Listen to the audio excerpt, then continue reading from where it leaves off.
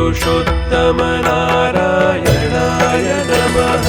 सर्वावतारी मंगलकारी अनुपम अभिनव जन मनहारी।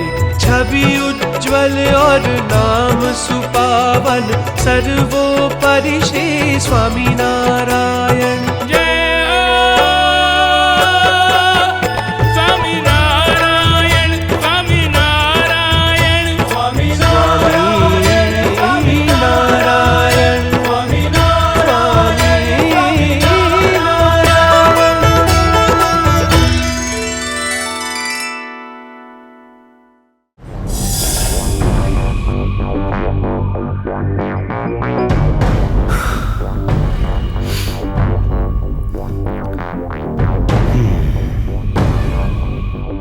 जीवा बापू अभी तक नहीं आए, पता नहीं क्या हुआ होगा वहां।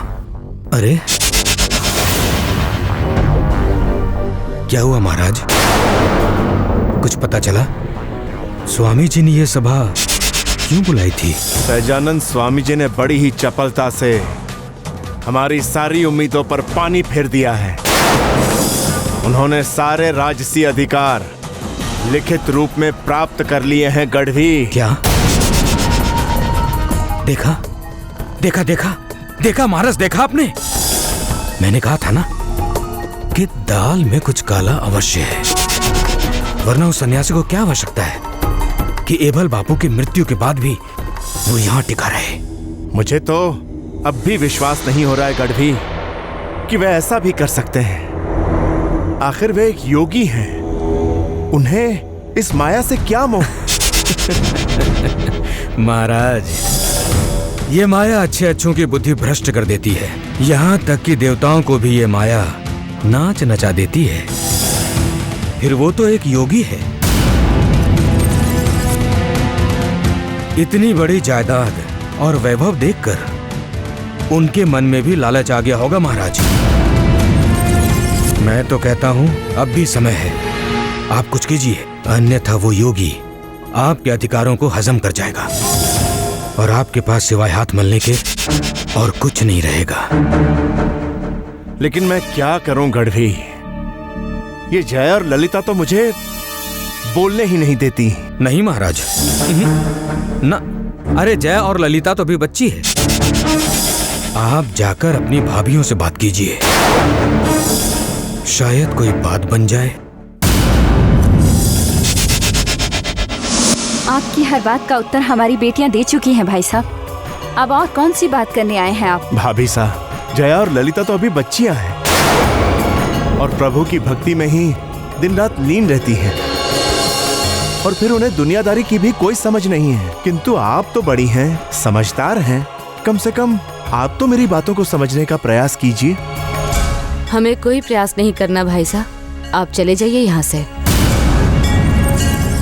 चला जाऊंगा, किंतु अपनी बात कहकर जाऊंगा। एक बार मेरी बात सुन लीजिए, मैं आपको वचन देता हूं कि फिर मैं यहां से चुपचाप चला जाऊंगा।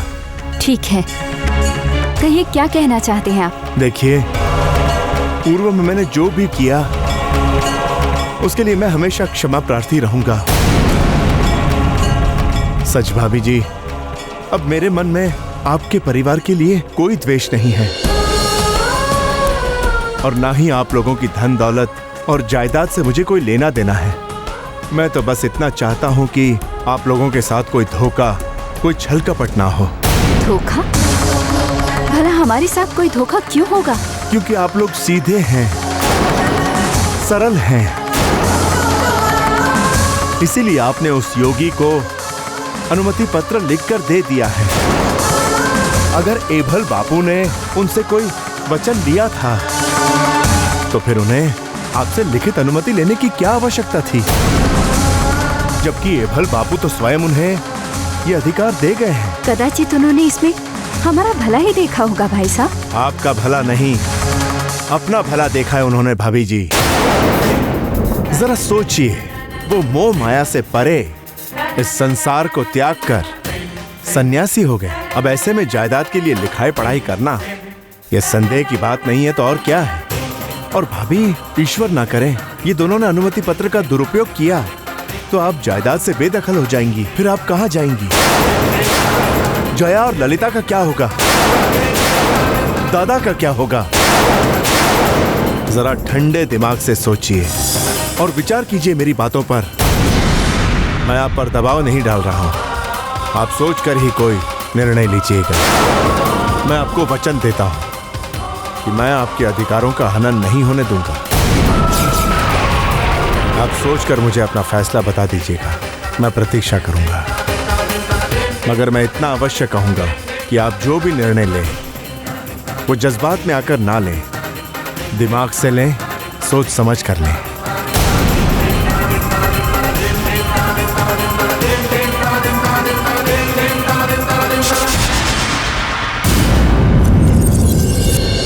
सोचने का तो कोई प्रश्न ही नहीं उठता माँ। हम स्वामी जी महाराज पे खुद से ज्यादा विश्वास करते हैं और उन पर संदेह करने का अर्थ है प्रभु पर संदेह करना। हाँ माँ, मुझे तो आप पर आश्चर्य हो रहा है कि आपने काका की बात सुन कैसे ली। माँ हूं ना बेटा, इसलिए एक पल के लिए बच्चों के भविष्य के बारे में सोचकर मन में संदेह आ गया था, किंतु अब हमारे मन में कोई संदेह शेष नहीं बचा है। हाँ बेटे, अब हमारे मन में कोई संदेह नहीं है। स्वामी जी महाराज पधारे हैं महारानी जी। उन्हें आदर सहित बिठाओ, हम अभी आते हैं। जी जल्दी चलिए माँ, अवश्य ही कोई खास बात है, तभी तो स्वामी जी महाराज स्वयं पधारे हैं। आओ चलते हैं।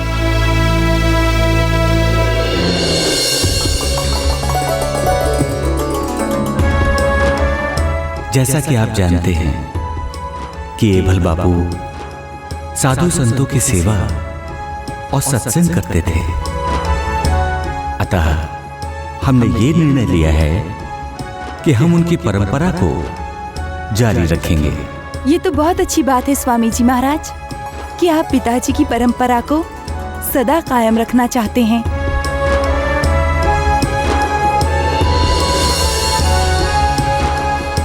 हाँ स्वामी जी महाराज, हम भी यही चाहते हैं कि साधु संतों का जैसा मान, सम्मान और सत्कार पिताजी करते थे, वैसा ही हम सब भी निरंतर करते रहें और हमारे यहाँ सदैव ही सत्संग की अविरल धारा बहती रहे। जी हाँ स्वामी जी महाराज, आप आदेश कीजिए। इस परंपरा को आगे बढ़ाने के लिए हमें और क्या करना चाहिए? आप सब ये राजपाट, ये महल त्याग कर इसी क्षण यहाँ से चले जाइए।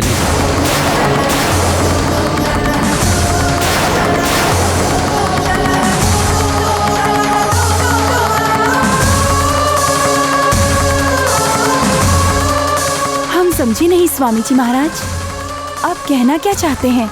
यही कि आप सब ये सब ऐश्वर्य, ये वैभव त्याग कर इसी क्षण यहाँ से चले जाइए।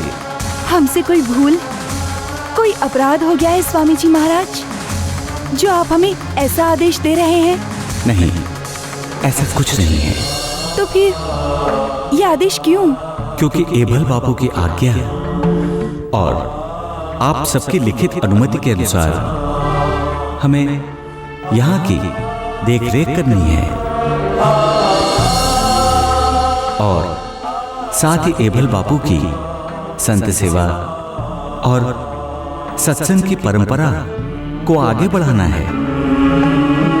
इसलिए अब केवल हमें ही यहाँ रहना होगा और आप तो जानते ही हैं कि जहाँ स्त्रियां रहती हैं हम वहाँ नहीं रह सकते।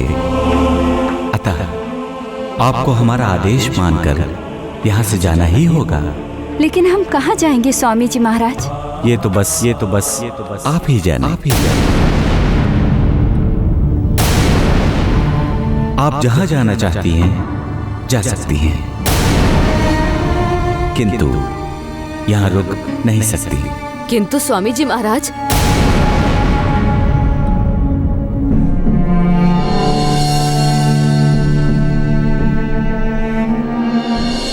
है स्वामी जी महाराज। जैसी आपकी आज्ञा, हम शीघ्र ही राजमहल त्याग कर चले जाएंगे। ठीक है, मैं आपको कल तक की मोहलत देता हूँ। आप लोग अपने जाने का प्रबंध कर लीजिए। उसके बाद इस घर को हमारे शिष्य पवित्र करेंगे। तत्पश्चात हम यहाँ आकर सत्संग और संतों का सत्कार करेंगे। किंतु इतना स्मरण रहे, आप में से कोई भी हमारे आदेश की अवहेलना न करे।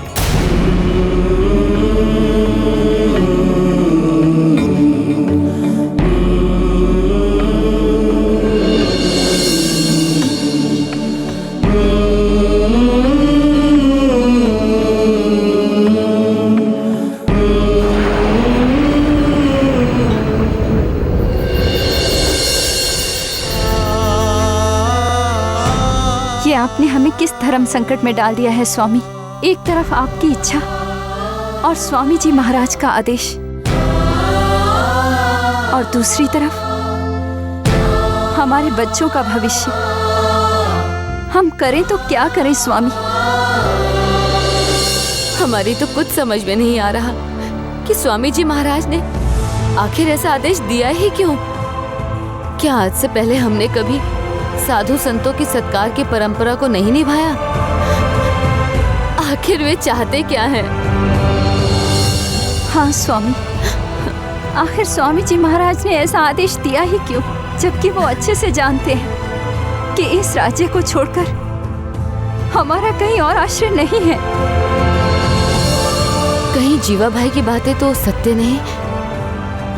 कहीं नहीं सुप्रभा, ऐसा नहीं हो सकता। तो फिर क्या हो सकता है बहन? अब जो भी हो, हमें अपने भाग्य का खेल समझकर इसके आगे सर झुकाना है। किंतु हम कहाँ जाएंगे? अब जहाँ हमारा भाग्य हमें ले जाए, हम वहीं जाएंगे, क्योंकि अब हमारे पास कोई रास्ता नहीं है। समय और भाग्य की धारा के साथ बहना है, सो बहेंगे। ये धारा हमें जहाँ ले जाए, हम वहीं जाएंगे। चलो, अब चलकर चलने की तैयारी करते हैं, क्योंकि भोर होते ही हमें इस राजमहल का त्याग करना होगा।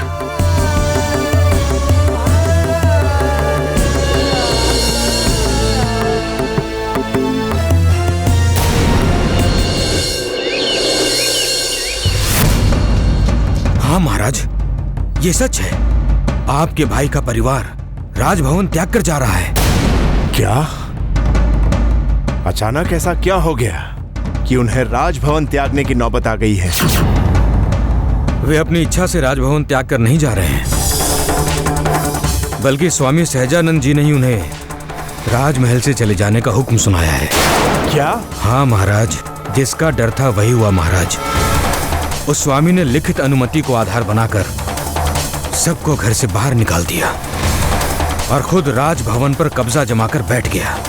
ये तो बहुत बुरा हुआ गढ़वी। सहजानंद से मुझे ऐसी उम्मीद नहीं थी। अब आप क्या करेंगे महाराज? सब कुछ तो आपके हाथ से निकल गया। ऐसा कभी नहीं हो सकता। मैं इतनी आसानी से हार मानने वाला नहीं हूं। मैं अभी जाकर अपने भाई के परिवार को यहाँ लेकर आता हूँ। सहजानंद से तो मैं बाद में निपटूंगा।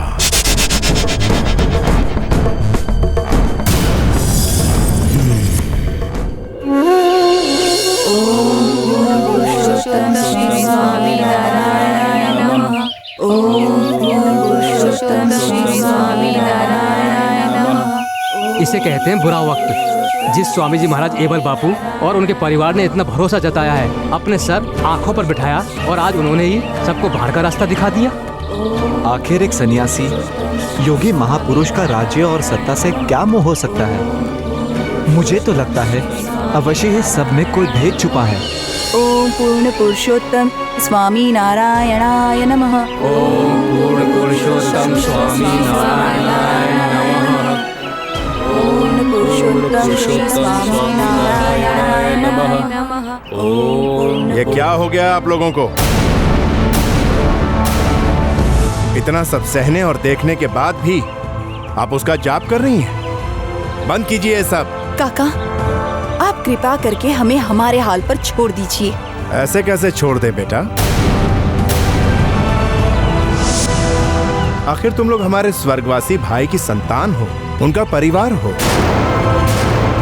तुम लोग मुझे चाहे अपना ना समझो, क्षमा ना करो, लेकिन मेरा और तुम्हारा तो खून का रिश्ता है। इस बात को ना तुम झुठला सकती हो ना हम झुठला सकते हैं। यदि तुम लोगों पर थोड़ी सी भी आंच आती है तो उसका दर्द मुझे भी होता है। मैं तुम लोगों को इस हाल में कैसे छोड़ सकता हूं? हम जैसे हैं, जिस हाल में हैं, खुश हैं। आपको चिंता करने की कोई जरूरत नहीं है काका। मानना पड़ेगा उस योगी राज को। उसने न जाने क्या जादू कर दिया है तुम लोगों पर। अरे तुम लोगों को उसकी सच्चाई दिखाई नहीं दे रही है। उसने तुम्हारी आंखों पर पट्टी बांधी है, पट्टी। हाँ, उन्होंने हमारी आंखों पर भक्ति की पट्टी बांधी है, किंतु हमारे मन की आंखें अब भी खुली हैं काका। और मन की आंखें केवल सत्य ही देखती हैं, और सत्य ये है कि हमें स्वामी जी महाराज पर पूरा भरोसा है। इनकी इस आज्ञा में भी कोई न कोई हमारा ही हित छिपा है। अरे हित तुम्हारा नहीं बल्कि उसका है, उसका। अरे वो तो आप लोगों की जायदाद पर कब्जा करके बैठ गया है और आप लोग यहाँ भूखे प्यासे इस खुले आकाश के नीचे बैठे हैं। अरे अब तो उसकी मंशा को समझो। धन दौलत तो अच्छे अच्छों की मति भ्रष्ट कर देता है। तुम सब हमारे साथ चलो और हम सब मिलकर उनसे अपना सब कुछ वापस ले लेंगे। जब कुछ हमारा है ही नहीं तो हम वापस लेने का सोचे भी क्यों? जो है सब उन्हीं का दिया हुआ है और उन्हीं को अर्पण है। इसलिए हमें क्षमा कीजिए काका जी, हम आपके साथ नहीं आना चाहते। दादा, तुम क्या कह रहे हो? ये सब तुम्हारे पिताजी का दिया हुआ है। उन्होंने अपनी मेहनत और परिश्रम से सब कुछ बनाया है। इस पर केवल और केवल तुम्हारा अधिकार है। हमारा अधिकार केवल प्रभु भक्ति और पिता की आज्ञा का पालन करने में है, सो हम वही कर रहे हैं। किंतु भाभी जी, समझाइए ना इसे। आपका बहुत बहुत धन्यवाद भाई साहब, जो आपने हमारे बारे में सोचा। किंतु जैसा कि बच्चों ने कहा, हमारी भी वही राय है। आप अब यहाँ से जा सकते हैं। और हाँ, आपको हमारे बारे में चिंतित होने की कोई आवश्यकता नहीं है।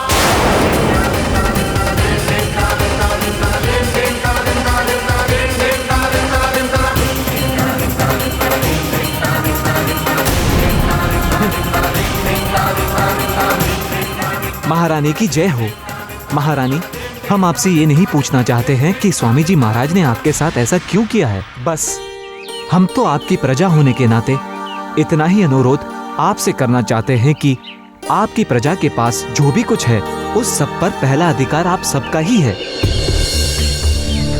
हमें इस बात की खुशी ही नहीं, गर्व भी है कि हम सब महाराज एभल बापू के राज्य में रहते हैं, जिन्होंने सदैव ही हम पर अपनी दया की है। इसी नाते आप जिनके भी यहाँ रहना चाहे आदर के साथ रह सकते हैं, लेकिन इस खुले आसमान में भरी दोपहरी में भूखे प्यासे बैठकर अपने आप को कष्ट न दें। ये कष्ट नहीं है भाई, अवश्य ही कोई ऐसी सीख है जो स्वामी जी महाराज हमें दे रहे हैं।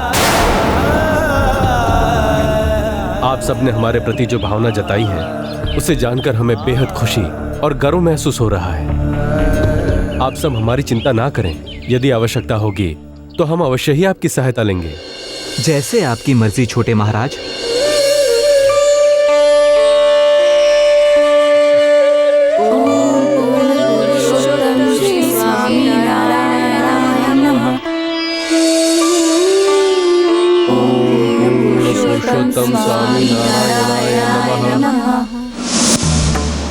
क्षमा करें स्वामी जी, किंतु आज आपके होते हुए भी एभल बापू के परिवार की ये दुर्दशा देखी नहीं जाती। भरी दोपहर में वो भूखे प्यासे हैं। हाँ स्वामी जी, लोग आपके बारे में ना जाने क्या क्या बातें कर रहे हैं। यह सब कुछ सुनकर हमें अच्छा नहीं लग रहा है। आपने ऐसा क्यों किया प्रभु? हमने जो भी किया एबल बापू के परिवार की सहमति से किया है। उन्होंने हमें लिखकर दिया था कि हम जो चाहें वैसा कर सकते हैं। मुझे क्षमा कीजिए स्वामी जी, छोटा मुंह बड़ी बात। माना कि उन्होंने आपको लिख के दिया है, किंतु यह भी तो सत्य है कि वो लिखावट कुछ ही दिनों में मिट जाएगी। कागज के वो पृष्ठ फट जाएंगे, किंतु आप पे जो आरोप लग रहे हैं वो शायद कभी नहीं मिट पाएंगे। बड़े पते की बात कही आपने। कागज की लिखावट तो मिट जाएगी, पृष्ठ भी फट जाएंगे।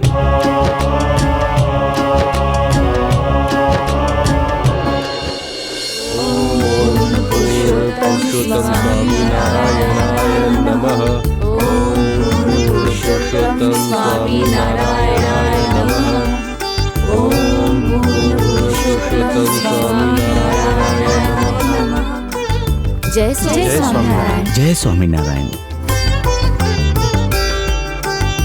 अरे आप लोग अभी तक यहीं हैं? जीवा खाचर जी के यहाँ पर नहीं गए? हे स्वामी जी महाराज, जिस घर में आपका स्मरण, आपका भजन और पूजन की मनाही हो, वहाँ हम कैसे जा सकते हैं? हाँ प्रभु, उस स्थान पे जाने से तो अच्छा है कि हम इस खुले आकाश के नीचे रहें, जहाँ आपका नाम लेने से हमें कोई नहीं रोक सकता। जैसी आप लोगों की इच्छा।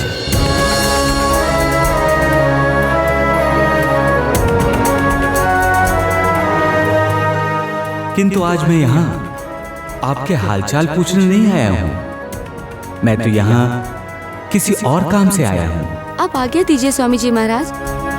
आप लोगों द्वारा लिखा हुआ यह अनुमति पत्र कुछ दिनों में तो फट जाएगा, इसलिए मैं चाहता हूँ कि आप लोग इस अनुमति को ताम्र पत्र पर लिखकर मुझे दे दीजिए, ताकि उसकी लिखावट का प्रमाण कभी भी न मिटे।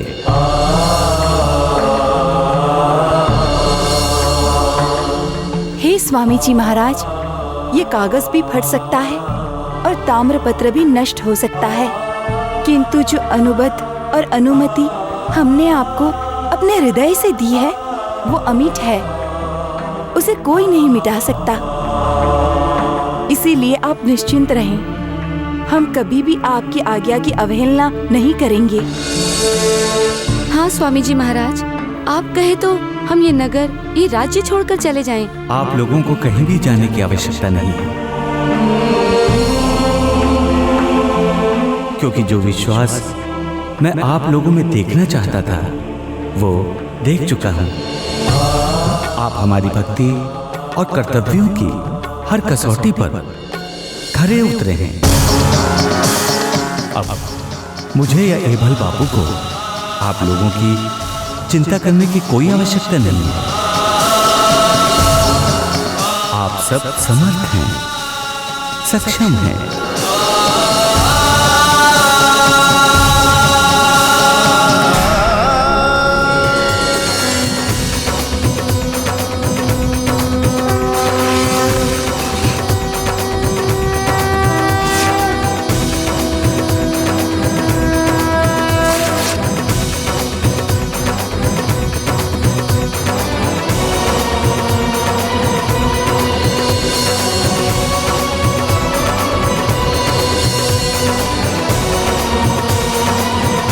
अब मैं आपको ये बताना चाहता हूं कि मैंने जो कुछ भी किया वो आप सबको ये जताने के लिए किया कि कठोर कष्ट क्या होता है।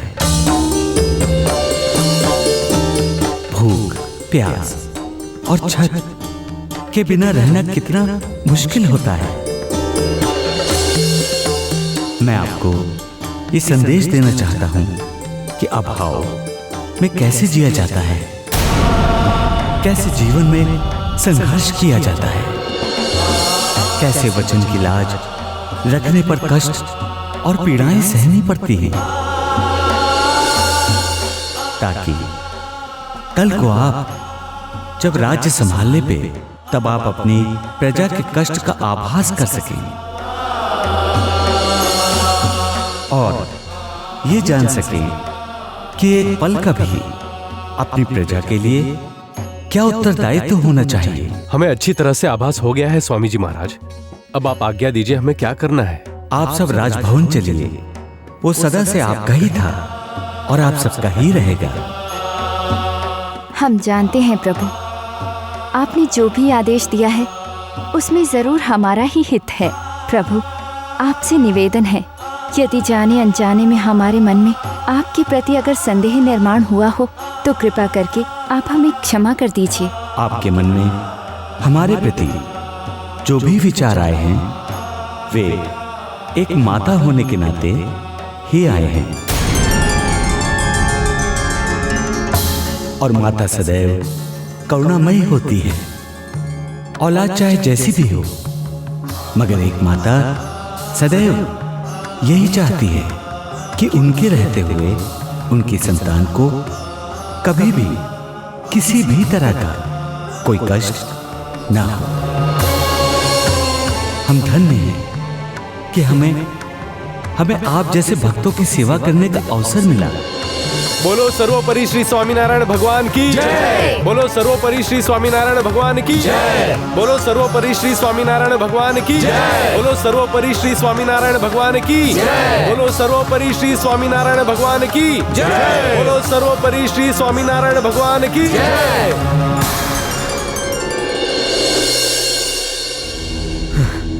खबर पक्की है महाराज, स्वामी जी सबको अपने साथ वापस महल में ले गए हैं और उन्होंने वो अनुमति पत्र भी फाड़ दिया है। ये क्या कह रहे हो गढ़वी? ऐसा कैसे हो सकता है? ऐसा हो सकता है नहीं, हुआ है महाराज।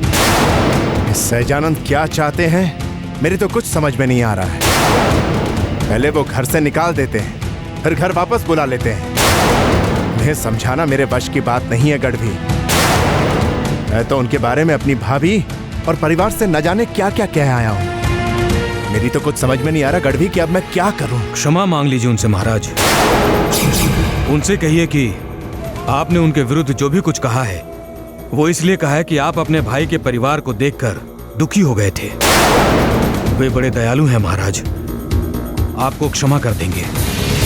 गढ़वी, वो तो मुझे क्षमा कर देंगे, मगर एभल बापू का परिवार मुझे कैसे क्षमा करेगा?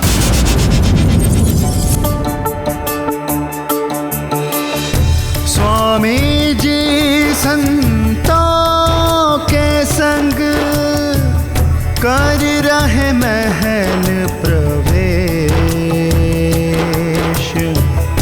पुष्प वृष्टि करें दासियां, हर्षित हृदय प्रदेश। सहकुटुंब एभल हर्षाय, भाग्यन जो ये दिन दिखलाए। अपने घर से हुए बेगाने, नया सबक जीवन का पाने।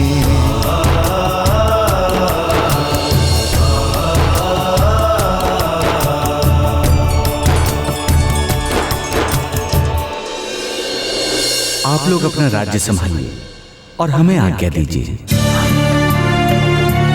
किंतु जाने से पहले हम इतना और कहेंगे। इस परीक्षा के कारण आप लोगों को जो कष्ट हुआ है उसके लिए आप सबसे हम ऐसा ना कहें स्वामी जी महाराज।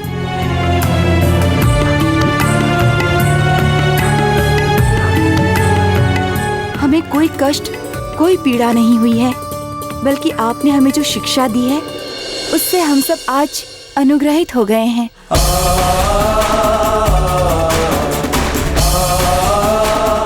हाँ स्वामी जी महाराज, और अब हम सब आपसे अनुरोध करते हैं कि आपकी कृपा दृष्टि हम पर और दादा पर सदैव बनाए रखिए। जी हाँ स्वामी जी महाराज, दादा भी छोटे हैं, राज्य के कामकाज को कुशलता से नहीं संभाल सकते, इसीलिए आपसे निवेदन है कि ये जिम्मेदारी आप ही ले लीजिए।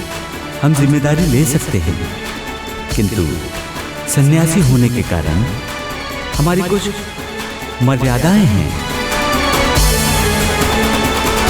इसलिए हम सदा दादा के साथ नहीं रह सकते, परंतु हम दादा के लिए 2 कार्यवाहक नियुक्त करते हैं, जो दादा के सलाहकार के रूप में राज्यों के कार्य में उनकी सहायता करेंगे। ये तो बहुत अच्छी बात है महाराज। लेकिन वे कार्यवाहक सलाहकार कौन होंगे? हम उनकी घोषणा दादा के राज तिलक के समय करेंगे। आप लोग दादा के राज तिलक की तैयारी कीजिए।